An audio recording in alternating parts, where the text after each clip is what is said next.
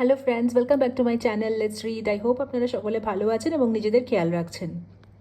আপনারা কি আপনাদের এক্স পার্টনারকে অনেক দিন ধরে ম্যানিফেস্ট করছেন, চাইছেন যাতে আপনাদের আগের রিলেশন আবার ফিরে আসুক, আগের রিলেশনের যিনি পার্টনার ছিলেন তিনি আপনার জীবনে কাম ব্যাক করুক, বা আপনারা কি ভীষণভাবে প্রার্থনা করছেন ইউনিভার্সের কাছে যাতে আপনাদের একটা রিউনিয়ন হয়?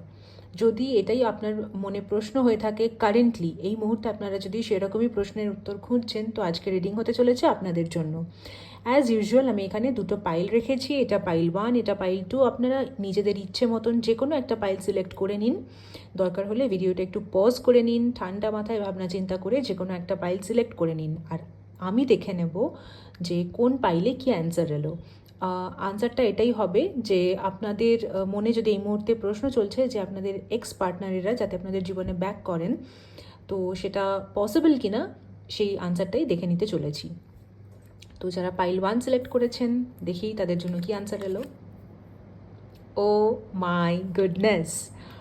তো এটা তো আমার আর নতুন করে বলার অপেক্ষাই রাখছে না, একদম দারুণ সুন্দর একটা কার্ড এসেছে। They will be back, expect to hear from them soon. তো বুঝতেই পারছেন আপনাদের তো উইশ 100% ফুলফিল হতে চলেছে। পাইল 1 আপনাদের সেই এক্স পার্টনার যাদেরকে আপনারা বহুদিন ধরে ম্যানিফেস্ট করছেন, তিনি কিন্তু আপনাদের জীবনে খুব তাড়াতাড়ি ফিরতে চলেছেন। Congratulations pile 1। ওয়েল, পাইল 2 আপনাদের জন্য কিন্তু মেসেজ আসছে move on. Someone is unavailable, a West of time, it's over. তো আপনাদের জন্য পাইল 2 এই মুহূর্তে উত্তরটা নো, আপনাদেরকে মুভ অন করার পরামর্শ দেওয়া হচ্ছে। এই মুহূর্তে আপনারা মুভ অন করুন, আপনারা নিজেদের ওপর কাজ করুন এবং কোনো পাস্ট নেগেটিভ এনার্জিকে হোল্ড করে বসে থাকবেন না, তাহলে কিন্তু এনার্জি সবসময় চেঞ্জ হয়, মনে রাখবেন।